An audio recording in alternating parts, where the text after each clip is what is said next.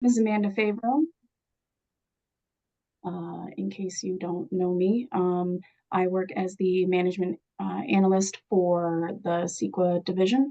My job pretty much entails, data change requests, federal reporting, making sure that, everything is, quality assurance, that kind of stuff. But one of my job responsibilities is submitting reimbursement claims to Social Security.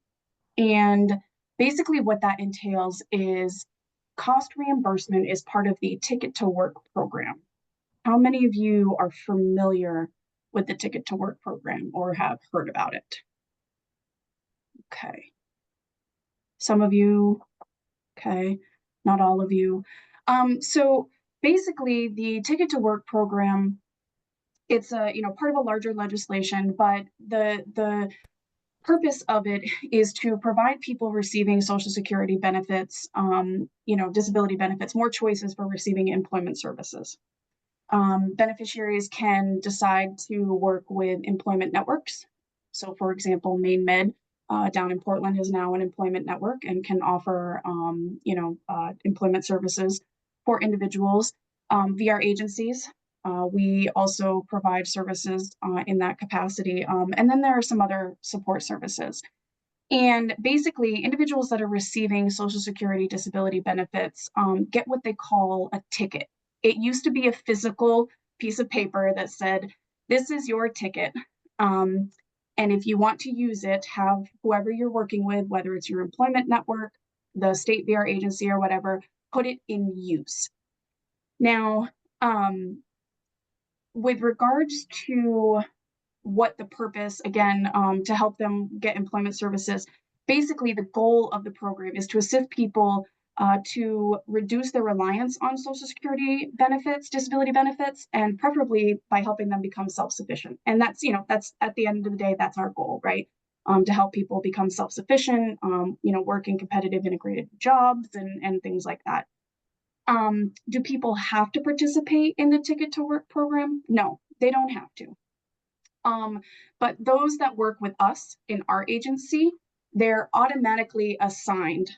Their tickets automatically assigned. So if you notice on, I think it's the IPE or I believe it was the IPE that said something like, if you sign this document, your ticket will be in use with this VR agency. And I know when I was a VRC, one of my clients goes, well, what is that? And I had to admit, I didn't know. So I had to find out what it was. And explain it to them. And they were like, well, if I do this, does that mean I'm going to lose my benefits? And I said, no, actually, it's probably in your best interest because there are incentives to using this ticket. So when they sign the IPE and in Aware, they go into service status, every month I submit what they call a legacy file to SSA. And that alerts SSA of those that are working with us, and also lets them know those that have closed with us so that their ticket can be unassigned from us. And then if the person, has another ticket, they can work with another employment agency. So clients who do participate in the Ticket to Work program, there are a number of incentives. I don't know all of them and I won't go into all of the details, but one of the incentives that clients really like is their continuing disability reviews, their CDRs are paused as long as they're making timely progress. So if they're working toward their goal, in a timely manner, then they are not selected for those CDRs. And I know a lot of individuals find that to be a very welcoming incentive for participating in this program. There are other incentives as well. So let's say they do get employed, they're stable for 90 days, and then they close with us, and then within a certain time frame, I think it's like 90 days or 180, I can't remember, they lose their job and they need their benefits back.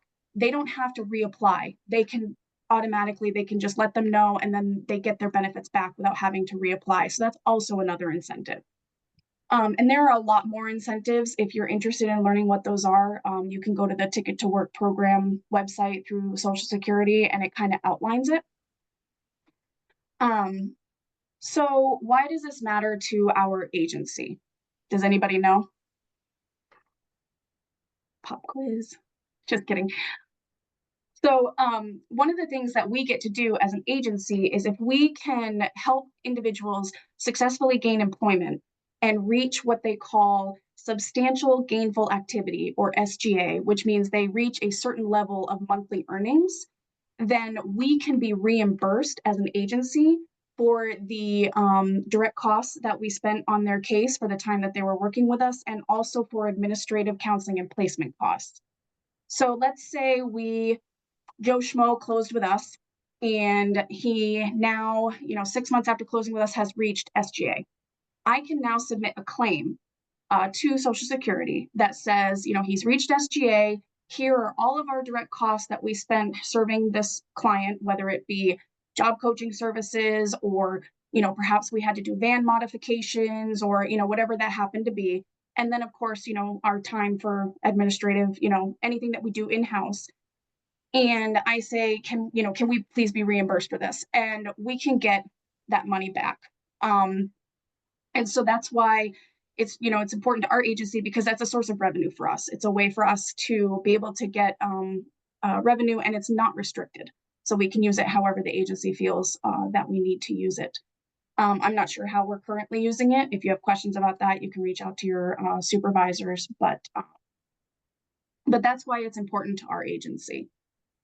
So like I said, what do? Every month I send that file, and it assigns tickets, it unassigns tickets.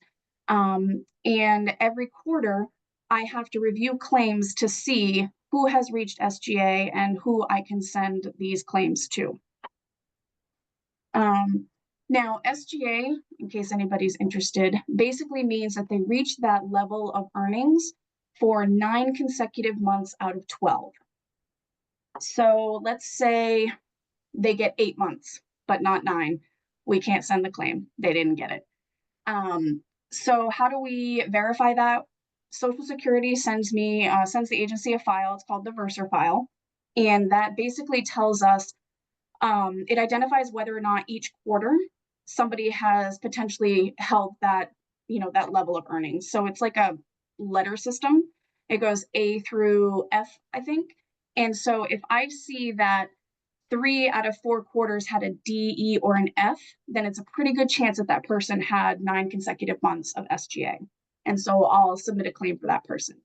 Another way that we do it is using UI wages. So UI wages are imported into Aware. And so then I kind of go by that.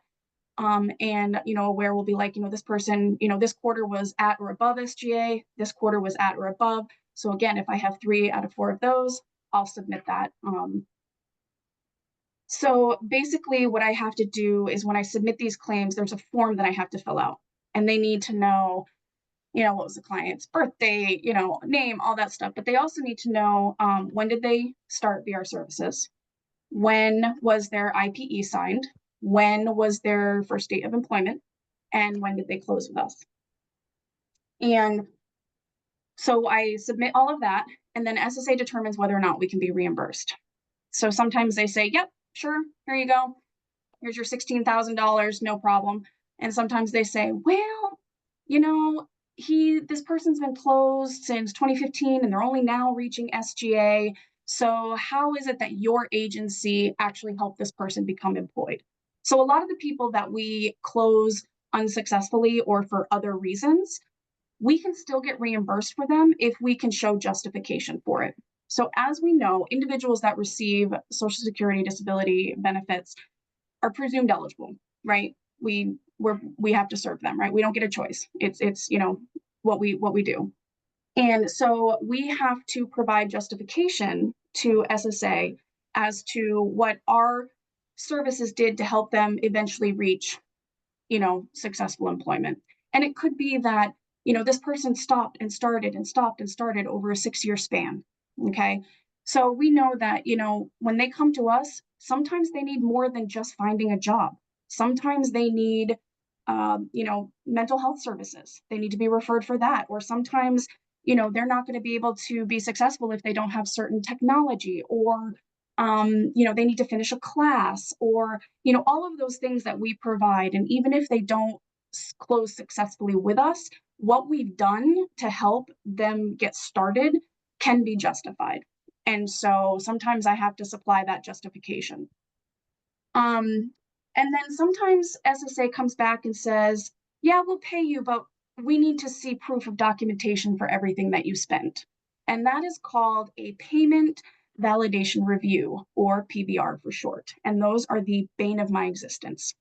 Because what documentation is required for that is copies of their signed IPEs. I have to provide all case notes. I have to provide all receipts, authorizations,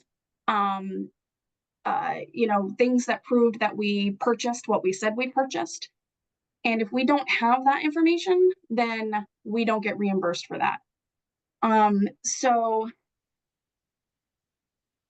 the PVRs don't happen often, but they are happening more often than they have in the past. So COVID really kind of put SSA kind of to be a little bit more lenient on policies. So like they started accepting electronic signatures. They, weren't as strict with their deadlines or with their resubmittal deadlines, and things like that. So, but now they're really kind of getting much more strict. And I'll talk about that in a second. But basically, how this is relevant for you guys is that I can't do any of this if you guys don't put what we need in Aware. So data entry and accurate data is key. So if you know that your client is waiting to hear about whether or not they're going to be eligible for Social Security disability benefits, and you find out that they are, please make sure you update that in Aware. I believe you can, right, Jeff? Because I know that when you do the application, is it characteristics at plan? Is that where that information is stored? I can't remember where the Social Security information is. Social Security, it's on the is it the application page or the personal information page? Application page. Yeah, one of those. I think application page. Yeah. So, so it may be that the client is waiting to hear, when they start working with you, whether or not they're going to receive benefits. And then if they do, if you could update that, that would be great. Or you may find out that, unfortunately, the client that you're working with loses disability, benefits while they're working with you. Updating that as well is also helpful because we only get reimbursed for the time that they work with us while they're receiving benefits. So if I know that they stop receiving benefits, in March or whatever, I know that when I submit that claim, I don't want to put any direct costs or ACP costs after that time frame. The other thing is IPEs, making sure that you clearly label where the signed IPE is. So if they just return the signed page, then, upload that into Aware, label it, the date, the name. Sometimes I have to kind of comb through some of the case files, which can be, depending on how large the case file is, can be kind of tedious. And there is a time frame on how soon these have to be submitted after a diary has been placed in the SSA portal. The other thing that they're really cracking down on is making sure that the signed page doesn't just have the client's signature and date, but also the counselor's signature and date. They're starting to not accept signed IPEs that don't have both signatures. So that's something that's important to remember. Again, if you have any copies of receipts that can be placed into the case note section or attachment sections, that's also helpful. For example, van modifications. Yeah, there's an authorization, but sometimes they also want to see, the invoice from the provider of those van modifications and things like that. Let's see, what else?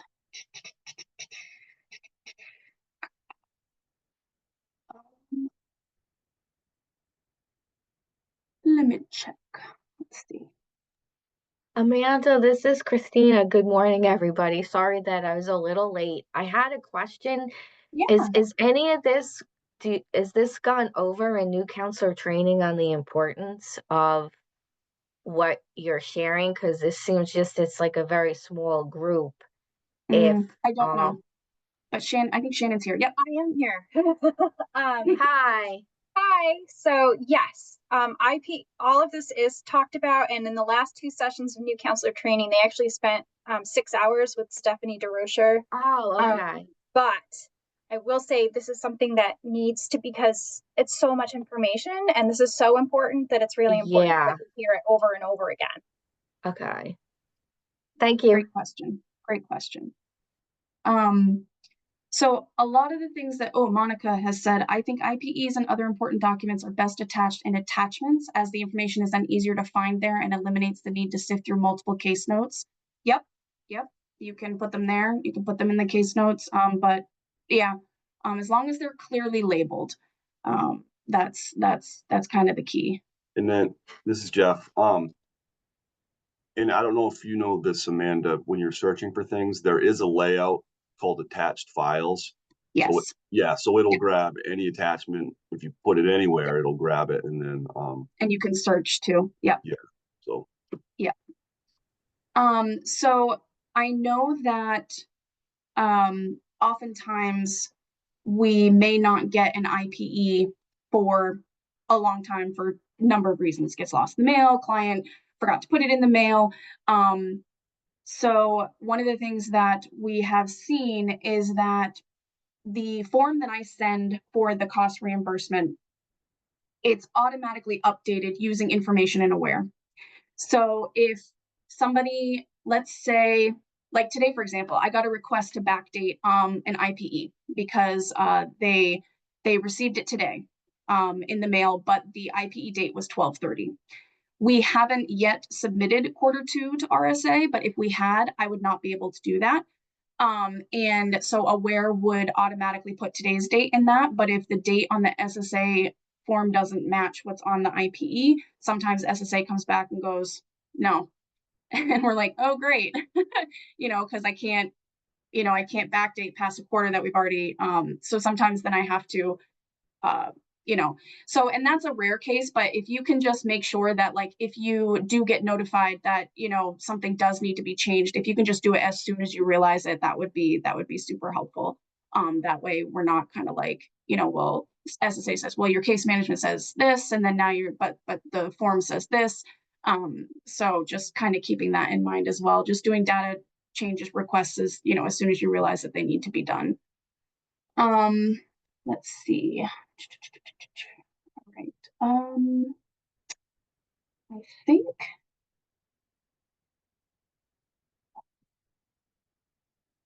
that's the highlight of what I wanted to talk about.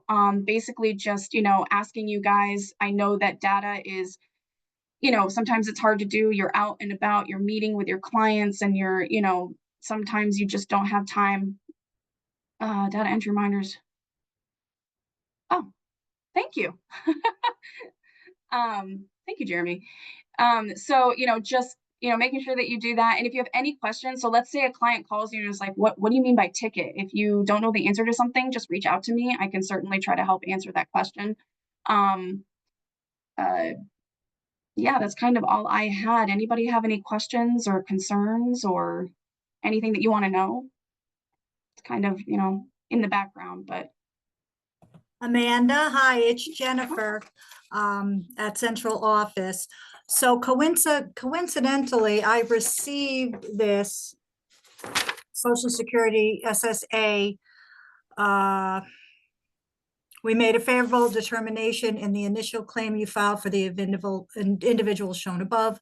The claim has been allowed. The VR agency is entitled to payment because the individual has completed a continuous period of SGA and services provided by the VR agency contributed to such completion. So Get that. That should go to me. thank you. That's what I was going to ask. Yes, those should all come to me. Those are what we call award letters. Yeah. And so I need that for our documentation purposes, because one of the other things is if we get paid on a client, so let's say SSA does reimburse us, I have to mark that client in Aware as do not delete for at least 6 years after we've received payment for auditing purposes. Right. So yes. So if any of you receive anything like that, please just get it to me. Yes, And that was a good question. the other thing is I tried looking her name up in Aware. Mhm. I couldn't find her. It could be that, unfortunately she was deleted before we Got could, it. because some of these claims are, like some of the claims, um, like I said, they may have been with us in 2018 or 2017 and Yep. are just now reaching SGA. And if we've already gone through the case deletion process, then you know what I mean? Yep. So, but yeah, that could Okay. be the case. So I'm sorry, everybody. Amanda, do you want me to scan this over to you, or do you want me to put it on your desk, or Put it on my desk, please. you got it? Yeah. Bye, Joellen. Thank you. This is Shannon. I just actually had a question for the group. So in thinking about Ticket to Work and all of that, and knowing that these are important topics, and I'm really grateful for Amanda for presenting about this today. I had been talking with Stephanie DeRocher last week about training topics for this upcoming year. And we had done a training on Ticket to Work in the fall. And the folks, again, it was a small group, but they seem to appreciate and get a lot out of that training. Is that something the folks in here would be interested in receiving? Okay. Yeah, that would be great because, I've given you kind of the, 30,000-foot view, but, there's so much that goes into, into that program and what incentives, clients really can access with regards to, using their ticket. So, yeah, it'd be a good Right. idea. And I believe the CWICs are going to be doing another work navigator training, work benefits navigator training in March, but I don't have the dates yet. So as soon as I have that information, I will pass that along to everybody. But this was really great, Amanda. Well, I appreciate you all listening. Yeah. Because one of the things that I had been running into was, some of the older files, I couldn't find the initial IPEs, initial signed IPEs, so I couldn't submit those claims. And I emailed the VRC. Some of you may even be on here where I was like, hey, I know you weren't working with them, but do you think you can try to find this initial IPE? I don't know if there's a physical file out there somewhere, or, because if there's no initial IPE signed that I can find, then I'm not going to risk sending that claim in case it does get selected for a justification or a PBR, because then I can't supply the documentation and they're going to be going, yes, Jeremy. I just wanted to make a plug. So I know we all have, large caseloads. So a lot of this can be completed by an RC1. And oftentimes, at least in Lewiston, the RC1s will complete what's known as a caseload audit. So looking for these data points that we may have missed. Because yeah, it would be a shame if we miss out on some of that money getting back to us. So if that's something that you feel would be helpful on your caseload, I would, reach out to your RC1 and schedule with them to kind of look through and be specific on what they would be looking for in your caseload. And some of these claims can get pretty high. Like, I've had up to $86,000. I mean, they, depending on what each caseload, is spent in direct costs and, bye, Ian. So yeah, I mean, and I know that unfortunately we've seen actually a decrease in cost reimbursement due to, some of the new, they're not new restrictions, but they're policies that they're starting to enforce again. So, being firm on deadlines, being firm on, those kind of things. And but I think, moving forward and with all of your help, I think we're going to be able to increase those. So I just really appreciate you guys listening today and being willing to, make sure that, things are entered clearly and all that jazz. So, yeah. One more thing, it's Jennifer. Yeah. I'm just like the one I'm holding here for one of the past clients. The VR period 2017 closure April of 2023. Total claimed $86,000, 392.39. Total claimed. Yeah, this is a lot of money. And it's unrestricted, Your agency can use it however they, they I'm need to use it. flabbergasted. Now, if she's been deleted, we don't get the money or I reimbursement. think the claim that you have is for DBVI. That's why you Gotcha. can't. Gotcha. Okay. Yeah. Thank you. So, yes, thank you all. I really appreciate your time. I know that we all have busy schedules, so yeah, that's all I needed to say. So unless there are other specific questions, I'm good. All right. Take care, everybody. Thank you again. Bye.